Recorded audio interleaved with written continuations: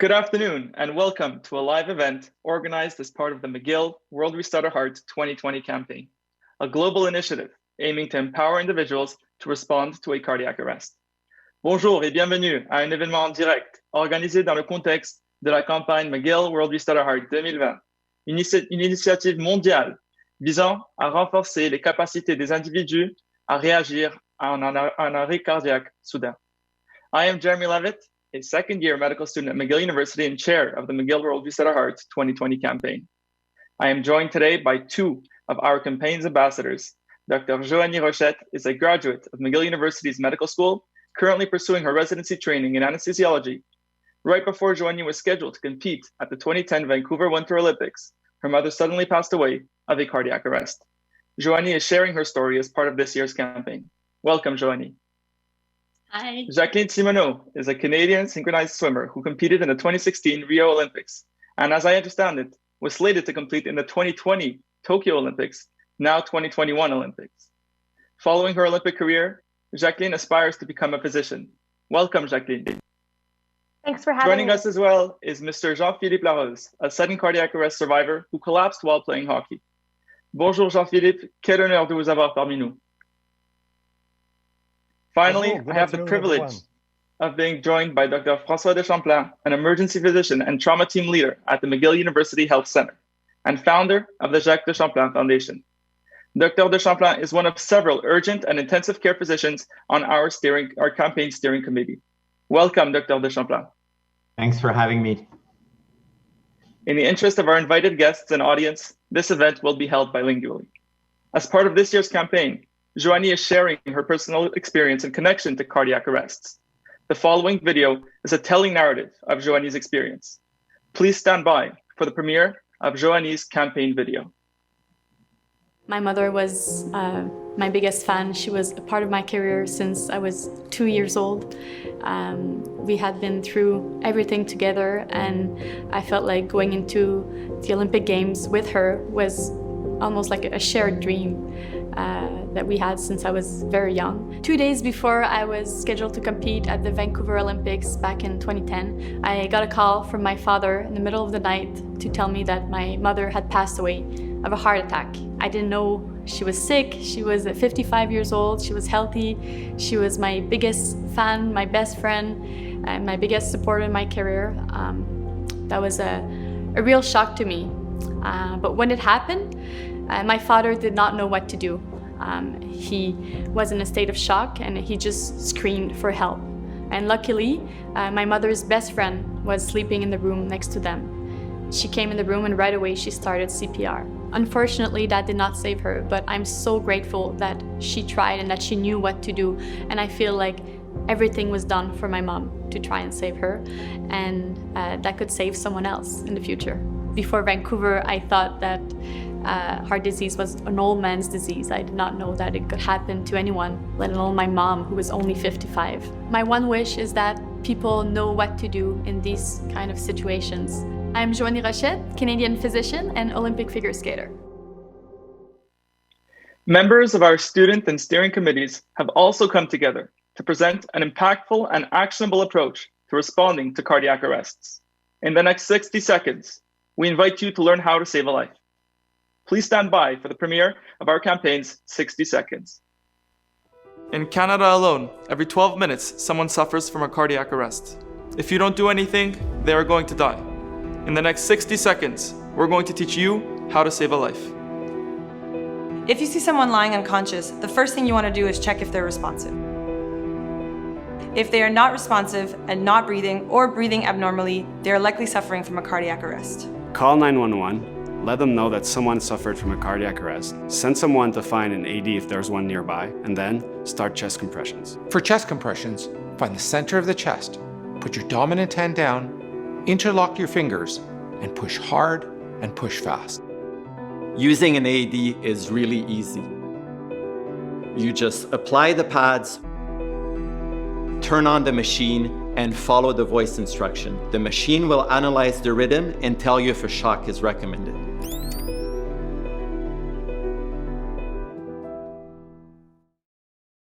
To begin by thanking you for your courage and generosity in sharing such a personal and tragic moment. We hope that efforts like this campaign bring deeper meaning to your mother's passing and pay tribute to her lasting memory. Dr. de Champlain also lost his father, Dr. Jacques de Champlain, to a cardiac arrest while cycling. Merci de tout cœur, Dr. de Champlain, pour votre dévouement et pour votre engagement avec tant de ferveur dans la mémoire de votre père. Joannie, que pouvez-vous nous raconter davantage concernant votre expérience aux Jeux olympiques de 2010? Merci beaucoup pour l'invitation, Jérémy. Dans le fond, ce que je peux vous raconter de Vancouver, c'est que les gens connaissent l'histoire, mais de la façon dont je l'ai vécu, les Jeux olympiques, c'est la plus grande compétition à laquelle un athlète amateur peut aspirer. Le fait d'avoir cette compétition-là au Canada, c'est encore plus gros. Ma mère faisait partie de ma carrière depuis que j'étais toute petite. Puis c'était notre rêve là, qu'on vivait ensemble. Et puis bon, comme je racontais dans la vidéo, 2 jours après son arrivée à Vancouver, soudainement, pendant la nuit, tout de suite après qu'elle se soit couchée, elle a eu un arrêt cardiaque. Donc c'est arrivé un des pires moments de ma vie. Ma mère était pas malade parce qu'on savait pas qu'elle était malade. Elle avait seulement 55 ans. Ça a été vraiment tout un choc parce que quand on va aux Olympiques en tant qu'athlète, on veut tout prévoir, tous mes entraînements, mes sessions de physiothérapie, les massages pour la récupération, tout est prévu à la minute près, mais on peut pas prévoir un événement comme ça. Il fallait s'adapter rapidement. J'ai été tellement chanceuse d'avoir une bonne équipe de soutien autour de moi, mais ça m'a fait réaliser plusieurs choses en rétrospective. Ma mère fumait, elle était pas la plus en forme.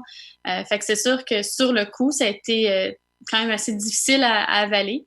Mais j'ai été vraiment chanceuse d'être au Canada puis d'avoir toute une équipe de soutien autour de moi qui m'accompagnait. Puis je pense que j'aurais pas réussi à patiner sans l'aide du comité olympique canadien, de ma coach, mon père, tout le reste de ma famille qui était là pour me soutenir.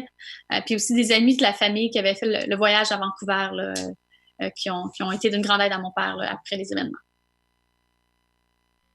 Thank you very much for such a thoughtful answer. In your testimonial, you mentioned how grateful you were for your mother's best friend, actually, who did all within her possible to help your mother.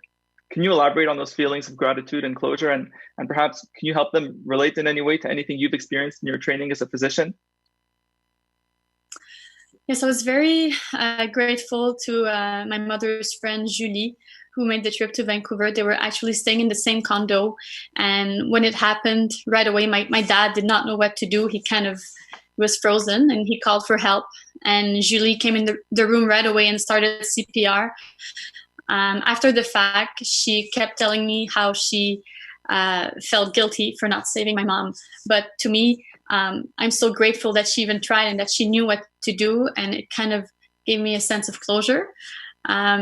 And I think it can really relate to what we go through as physicians. The first code I saw as a medical student, we did a few cycles of CPR, and unfortunately, the patient didn't make it.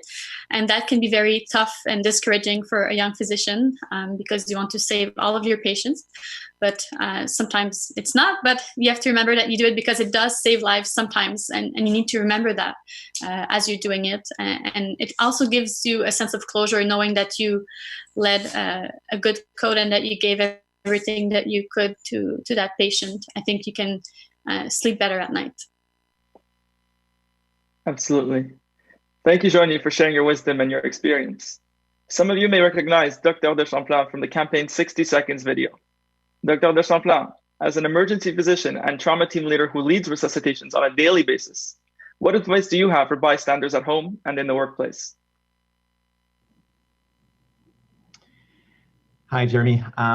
So the first thing I would say is never to hesitate to intervene. This is the most important message. If there's one thing to retain from this, is really not to hesitate to intervene. You cannot do harm. Whenever I hear a testimony of a survivor, there's always a common feature. They all say the same thing. I was lucky, it happened at the right place at the right time, and someone knew what to do. We need to remove the word luck out of the discussion. People need to intervene even though they don't feel prepared. You will never feel fully prepared to intervene, even if you were trained in the past. So calling 911 is key. But if the bystander waits for the ambulance to arrive on scene, the chance of survival to hospital discharge is close to none. It's dismal. So it's your moment to shine. It's your moment to save a life and to do something. So really, just as it was instructed in the video, you just call 911, you push hard and fast in the center of the chest. And if you don't remember, how fast to go, you just think of the song Staying Alive. Maybe Jeremy, you can sing it for us, but I won't ask you to do that. But everyone knows this song from the Bee Gees, and you just go at 100 beats per minute. And if you're not sure or you don't remember, don't forget that, when you call 911, the emergency responder dispatch will actually walk you through the step of CPR. And then the most important thing is just to ask someone to go and retrieve an AED if there's one nearby. The dispatcher, again, may assist you in this, or you can use the free app on your phone, which is called AED Quebec, that you can download for free, that you should always all have on your phone, and someone will go and get the AED like when you're starting CPR. And by doing those two actions, there's a good chance that you will save a life. Thank you, Dr. de Champlain. Jacqueline, yourself being an Olympic athlete, what are the moments of anticipation like leading up to an Olympic performance? And in what ways is that comparable to the way a bystander may feel when facing a cardiac arrest victim? Similarly to what Dr. François de Champlain was explaining, you never fully feel prepared for this moment. As Joannie was explaining earlier, it's the biggest competition of your entire life. And perhaps similar to a bystander, you feel a lot of pressure and there's absolutely no room for hesitation. You have to be able to adapt to your field of play and your surroundings, perhaps as a bystander, be able to adapt and react within a good amount of time. So I think those are the similarities and the parallels that you could draw between an Olympic athlete and perhaps being a bystander as well. De quelle manière une carrière olympique est-elle comparable à celle d'un médecin? Je commencerai par vous, Jacqueline, et ensuite je demanderai à Joannie de vous faire part de son point de vue aussi. En termes de carrière, je crois qu'il y a beaucoup de parallèles entre être une athlète olympique et de devenir un médecin. Premièrement, personnellement, ça commence de devenir tout jeune. C'est un rêve de devenir un athlète olympique ou un rêve de devenir un médecin. Et c'est quelque chose que tu travailles toute ta vie pour devenir un athlète olympique ou un médecin. Alors, ça prend beaucoup de dédication, de persévérance, etc. Mais aussi, je crois que plusieurs médecins essaient d'avoir une bonne influence et d'être un bon exemple dans le comité scientifique, de toujours donner les meilleures réponses possibles à leurs patients, les meilleures solutions. Et en termes d'athlètes olympiques, on est un exemple dans la communauté et aussi pour les prochaines générations. On essaie de promouvoir une vie saine, healthy, active lifestyle. Alors, on est un exemple pour toute la communauté. Et aussi, dernièrement, en termes de médecins et athlètes olympiques, c'est quelque chose, il y a une nature globale. Peu importe quelle langue ou religion que tu es, on connecte les gens ensemble, on essaie d'aider les gens. Alors, ceci est des parallèles que je trouve entre une athlète olympique et devenir médecin. Ben, dans le fond, pour continuer un peu sur ce que Jacqueline a déjà dit, mais je suis bien d'accord que ça prend toutes ces qualités-là. Comme elle disait, devenir un athlète, ça prend plusieurs années. Ben, un médecin, c'est un peu la même chose. On sait quand on commence, mais on sait jamais quand on finit. C'est l'apprentissage d'une vie. On en a toujours plus à apprendre. Fait que même après 10 ans d'expérience, j'imagine, le docteur de Champlain pourrait nous en dire plus là-dessus, mais on en a encore toujours à apprendre. C'est ça qui m'intéressait de la médecine. Le corps humain aussi, quand on est athlète, ben, notre corps, c'est notre outil pour bien le connaître. Fait que je pense que c'est un peu ça qui m'a attirée vers la médecine aussi. Mais sinon, en termes de qualité interpersonnelle, il faut apprendre à travailler en équipe. Même si je faisais un sport individuel, il fallait toujours que je m'adapte avec mes différents entraîneurs, préparateurs physiques, coachs de ballet, puis faire fitter tout ce monde-là ensemble. La médecine, ça ressemble beaucoup sur ce point de vue-là. Puis aussi, le fait d'être capable de livrer la marchandise quand ça compte. La médecine peut avoir beaucoup de situations très stressantes où il faut savoir quoi faire dans le moment présent. Il faut pas se laisser distraire là, par tout ce qui se passe, tout le brouhaha à côté. Puis comme Jacqueline disait aussi, je pense que ben oui, les médecins sont des leaders dans la société. C'est un peu des modèles. Fait que faut que ça paraisse aussi par notre mode de vie, puis parce qu'on promouvoit pour qu'on ait un système de santé durable. Puis ça passe beaucoup par la prévention primaire, par le sport, selon moi. Puis sinon, c'était mon rêve de jeune fille aussi de devenir médecin, mais là, je réalise que plus ça avance, plus j'en ai à apprendre. Puis on dirait qu'au début, j'avais comme une date de fin, mais là, je réalise que ça va être un apprentissage continu tout le reste de ma vie. Thank you both so much for sharing your incredible journeys and experience. Nous sommes très privilégiés d'avoir avec nous Jean-Philippe, qui est présent aujourd'hui, un survivant de l'arrêt cardiaque soudain. Jean-Philippe, raconte-nous ton histoire et celle-ci sera suivie d'une discussion avec le docteur de Champlain. En gros, mon histoire, je suis cardiaque de naissance, il faut le savoir. Et en décembre 2017, je jouais au hockey cousin comme je fais depuis 15 ans avec mes amis un dimanche soir dans un gymnase de Longueuil.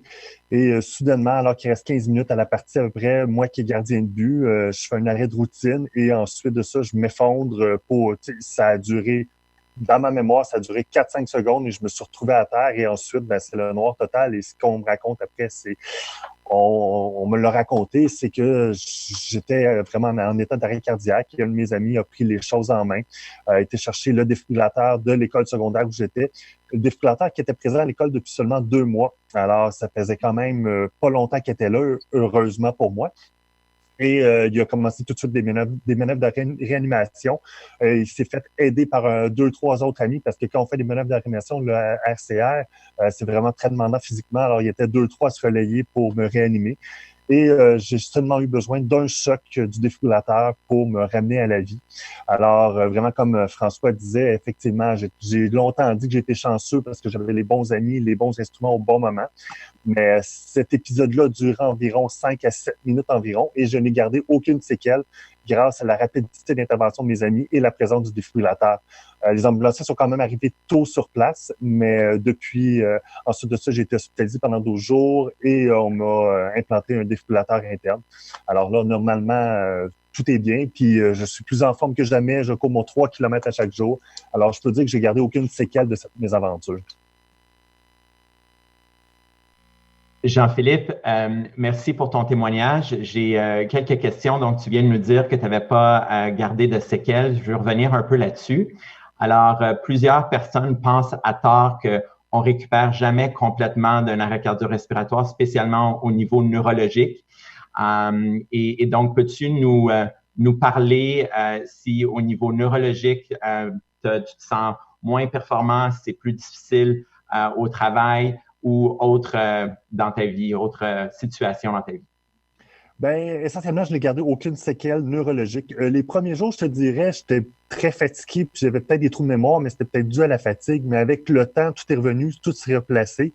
Ma cardiologue que j'avais rencontrée 2 mois avant mon arrêt cardiaque m'avait dit « on s'en va dans 1 an et demi, 2 ans, tout va bien et tout et tout ». Elle était un peu surprise parce que, évidemment, malheureusement, comme la mère de Joannie, c'est quelque chose qu'on s'attend pas à vivre. J'avais seulement 37 ans. Alors, forcément, c'est une mauvaise surprise qu'on a, mais point de vue neurologique, j'ai gardé aucune séquelle. Aujourd'hui, je continue à travailler à temps plein. Actuellement, je suis recherchiste sur l'émission Infoman à Radio-Canada, puis vraiment, c'est un job qui me comble complètement. Et même pour la petite anecdote, docteur de Champlain, je l'ai rencontré parce que je suis maintenant porte-parole de la Fondation Jacques de Champlain. Et j'avais été joué à Silence, on joue le quiz de Patrice Lécuyer. Et on peut dire que, sans avoir l'air prétentieux, j'ai vraiment bien performé. Même François est un peu surpris. Alors, François s'amuse à dire que vraiment, c'est la preuve, je suis la preuve que je n'ai gardé aucune séquelle neurologique étant donné ma performance à Silence, on joue depuis. Oui, d'ailleurs, je crois que tu avais battu le record de l'émission à ce jeu questionnaire. Donc, c'est une excellente façon de prouver notre point dont on vient de parler. Suite à ton arrêt cardio-respiratoire, tu as toi-même décidé d'être un exemple, un porte-parole, comme tu as mentionné, au niveau de différents organismes. Tu parles abondamment de l'importance d'apprendre les manœuvres de réanimation. Et je pense que toi-même, tu as suivi une formation suite à ton événement. Peux-tu nous dire combien difficile ça a été d'apprendre ces manœuvres-là et si tu te sens aujourd'hui mieux préparé à intervenir et à faire face et à être toi-même redonné au suivant et toi-même sauver une vie? Ben, avant même de cet événement-là, je tiens à dire que j'avais mes cartes, j'avais suivi mes cours de secouriste à mon ancien employeur qui m'avait formé pendant 2 jours, vraiment pour avoir mes cartes de secouriste pour intervenir, parce que des fois, quand je travaille au milieu de la télévision, puis sur les lieux de tournage, ben, c'est important d'avoir quelqu'un que c'est court un petit peu. Alors moi, j'avais ma carte, mais depuis, j'ai fait la formation Héros Entente de la Fondation Cœur et AVC. 30 minutes pour apprendre le MLIPS, l'utilisation d'un DAA et le RCR. Alors, c'est vraiment 30 minutes qui peut sauver des vies. On veut pas s'en servir, évidemment, mais c'est quelque chose qui c'est important à voir. Tu sais, mon ami qui m'a sauvé, mais lui, il l'avait, étant donné qu'il travaillait à l'hôpital Charlemagne, mais il travaillait pas c'est pas un médecin, c'est pas un infirmier, c'est que c'est en pédopsychiatrie. Alors vraiment, eux sont obligés de l'avoir, mais vraiment, c'est lui, puis c'est grâce à son intervention, puis c'est vraiment sa rapidité d'exécution qui n'a pas hésité à intervenir, qui m'a sauvé. Alors, je suis la preuve concrète que ça fonctionne, puis vraiment, tu sais, qui n'a pas une demi-heure d'envie pour suivre un petit cours comme ça, de rien du tout, vraiment, on devrait tous le suivre. Et je te dirais que moi, j'essaie de garder mes cartes de secouriste à jour. Je veux pas m'en servir, comme on dit, mais on sait jamais. Puis si jamais ça doit arriver, mais je sais que je vais être capable d'intervenir puis faire ce qu'il faut faire.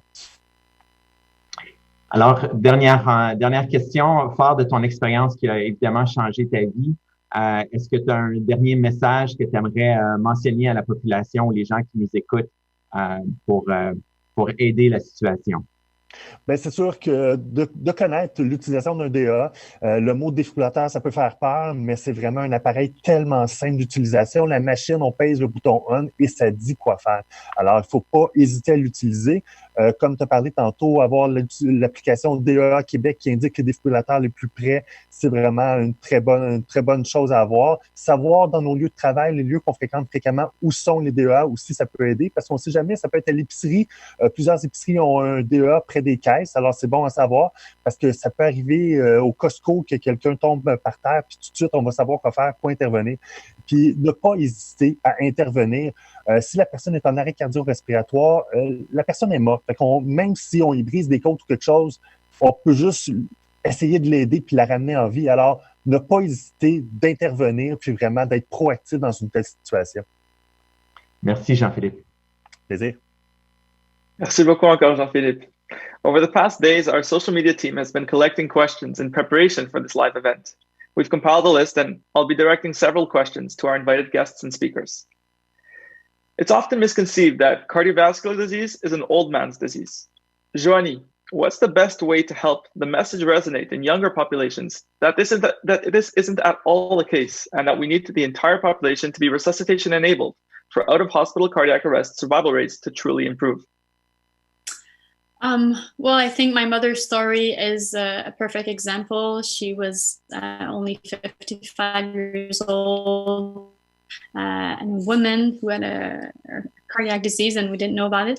And the younger people are getting heart disease now with the rise in obesity, children playing video games. So I think that's an important message to relay in the population so that people stay active, do sport. Of course, age is an important risk factor, and the more we age, the more likely we can get heart disease. But for women in particular, their symptoms tend to be atypical, so it might take a bit longer to diagnose, and they can get care, a delay to get care. But I think when heart disease happens in young individual, it's especially sad because you lose a lot of productive life years. So I think that's something that needs to be said and heard by younger people, that it's not only an old man's disease, it can affect everyone. And in fact, about 20% of patients with heart disease are less than 60 years old. So it's definitely not only an old man's disease. Jacqueline, you travel a lot as an Olympian, an active Olympian actually. Do you think about medical care and identifying EDs when traveling around the world? To be honest, I don't actively go out and search for AEDs when I do travel and compete. However, I do find it interesting to see what unique places I do find AEDs, whether that be in a hotel lobby in Europe or by the side of the pool. And it's interesting to see the accessibility of AED machines where you are in the world. Where in North America, I tend to notice them a lot more often versus places in South America. And that leads on to medical care and the accessibility of where you are in the world as well.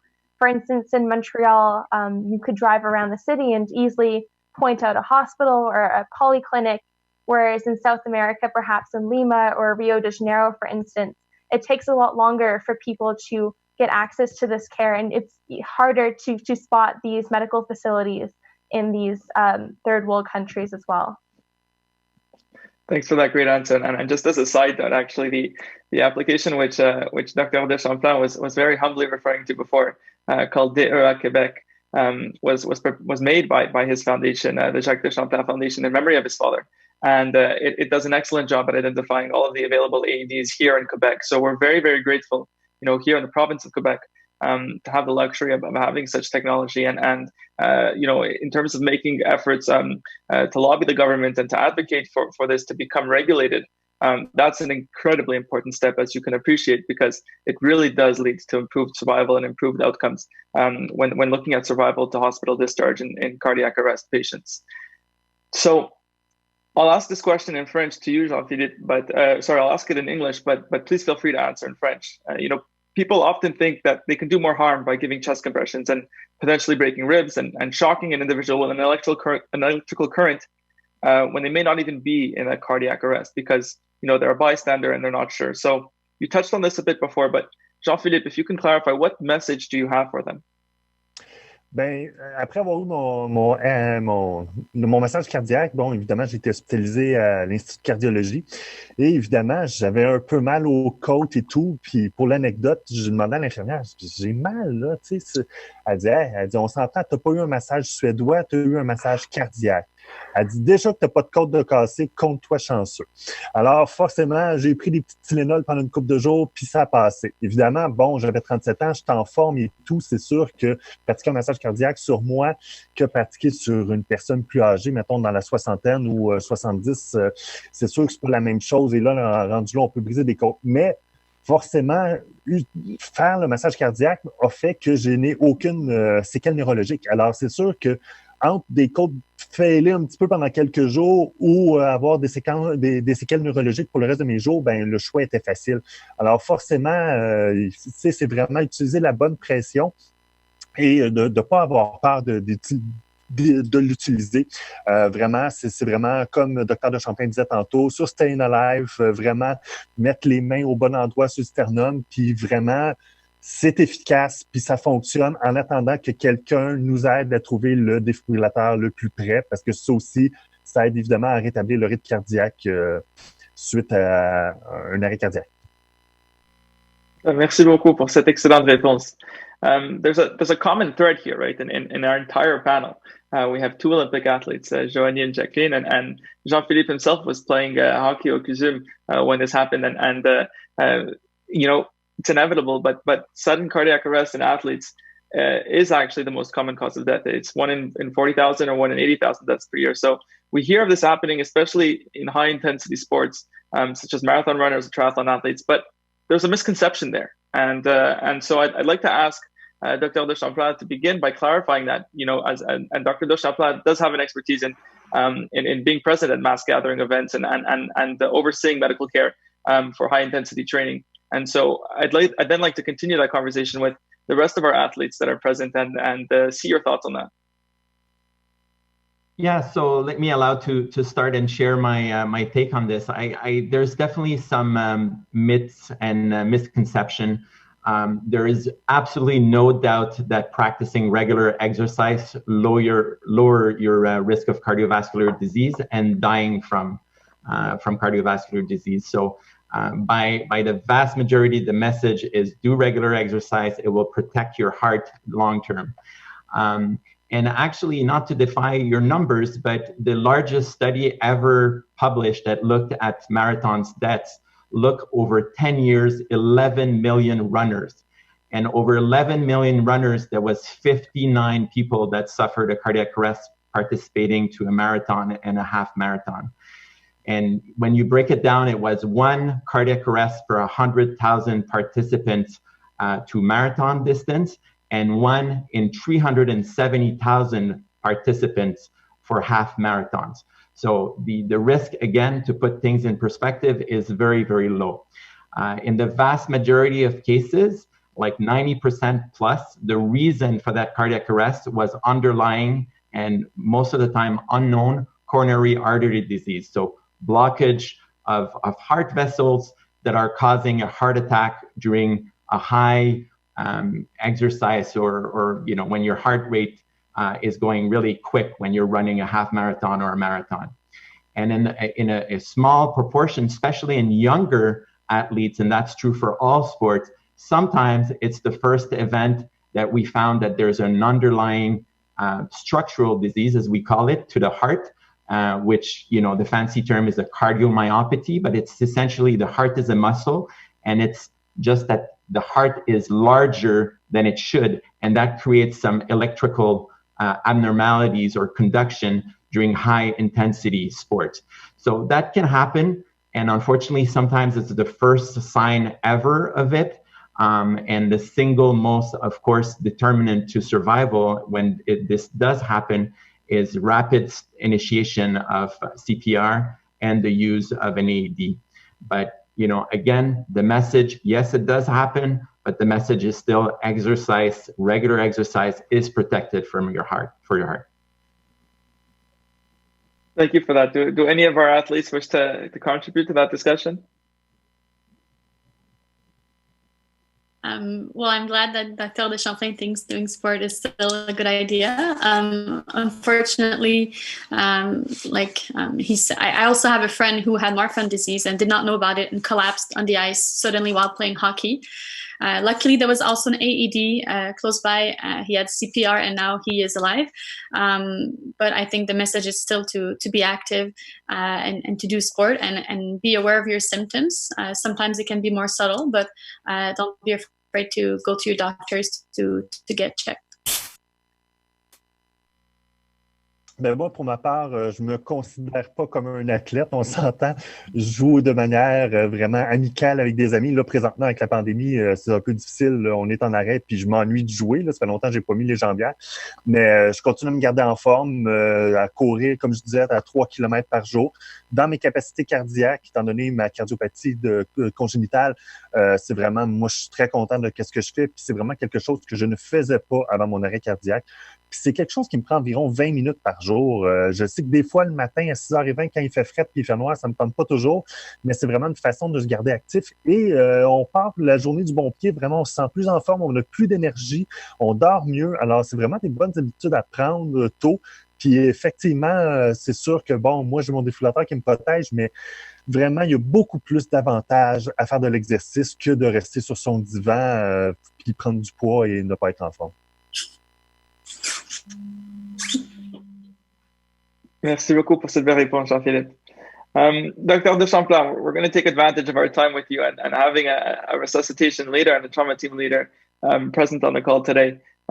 Can you take us through the chain of survival quickly and explain to us exactly how we do chest compressions?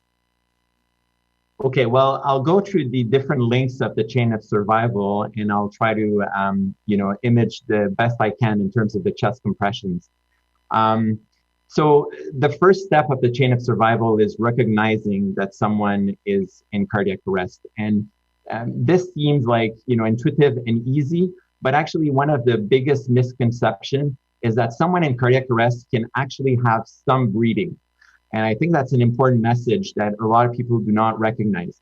We call it agonal breathing, but really it is abnormal breathing. And it's not rare that in the initial minute after a cardiac arrest, someone is still, making some effort to breathe. So if someone, is down, is not answering to your voice command, does not breathe normally, we have to assume that he is in cardiac arrest, and there's no need for any bystander, like non-professional, to actually take the pulse.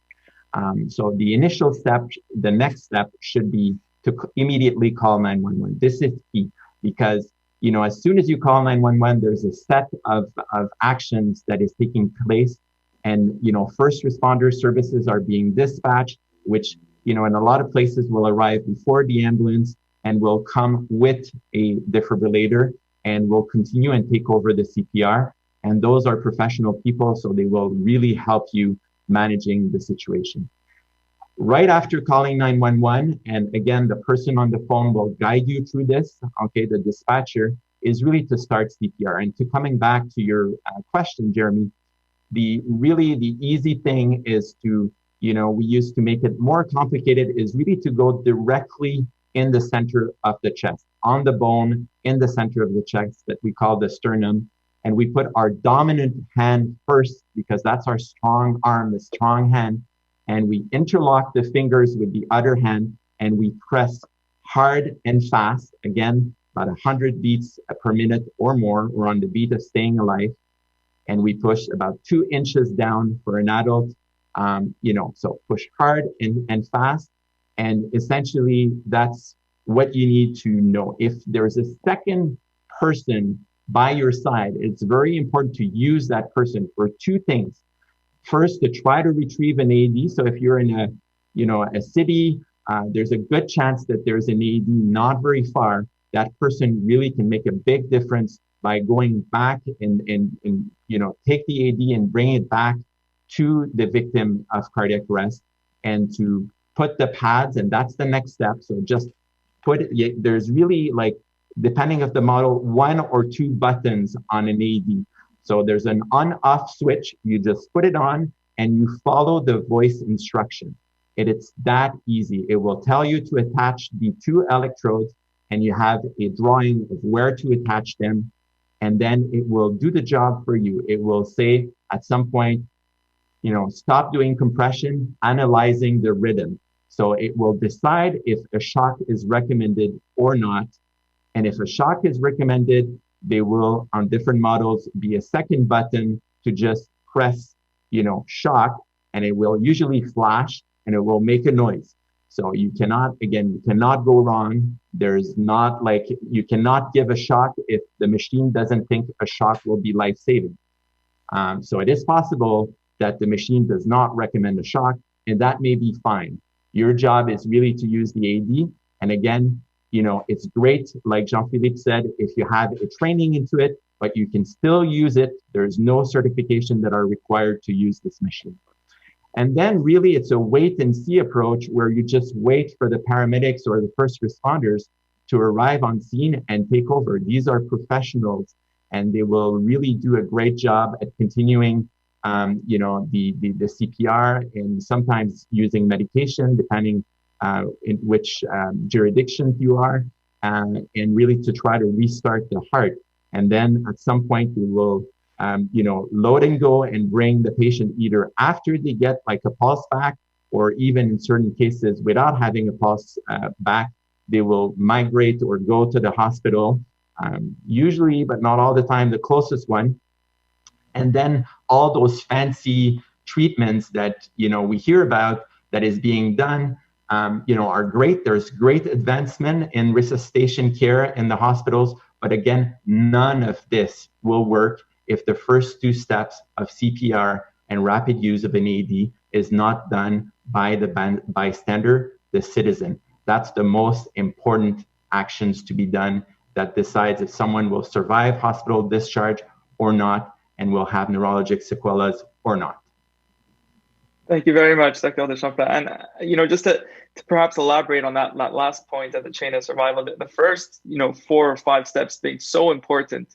But perhaps having you here with us today, you can provide us with some insight on that last step, what hospital care looks like, and specifically, communication can be especially challenging in times of resuscitation, where circumstances are uncertain and very trying. So we'll end this on the last question, which is, if you, Dr. Champlain, could leave the families of those actively being looked after by your team with one message, what would it be?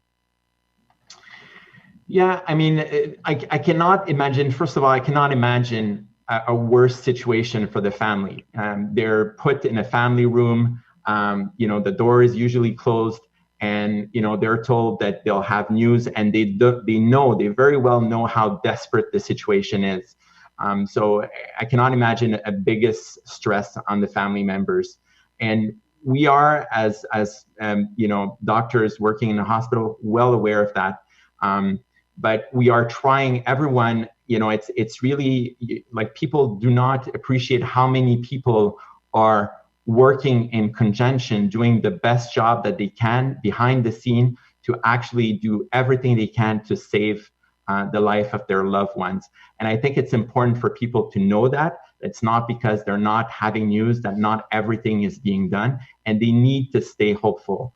I've been an emergency physician for quite some time, and I've seen incredible saves with people walking out of the hospital completely intact, going back to their regular lives, and really having a good quality of life. So, as soon as, someone from the treating team and the physician will come, we'll meet with the family, we'll be very transparent, we'll explain the situation, what has been done, what's the situation, what are the next steps, and they will do that whatever the outcome is. It's our job, we will do it, but our first priority obviously is to put every effort and our time to the initial steps to make sure everything is being done to save that person's life. Thank you very much, Dr. de Champlain, for such powerful words and for your incredible service.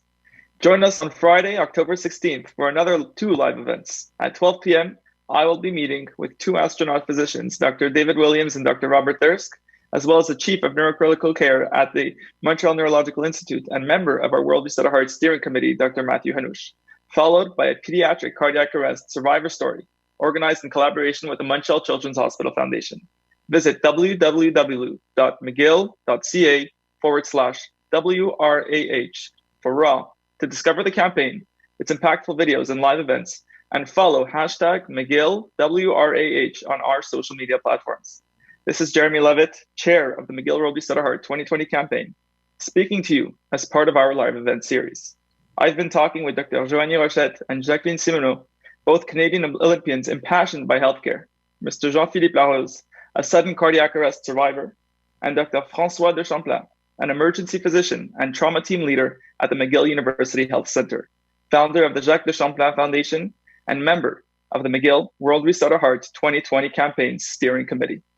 Thank you all for your remarkable service, and thank you very much for joining me today.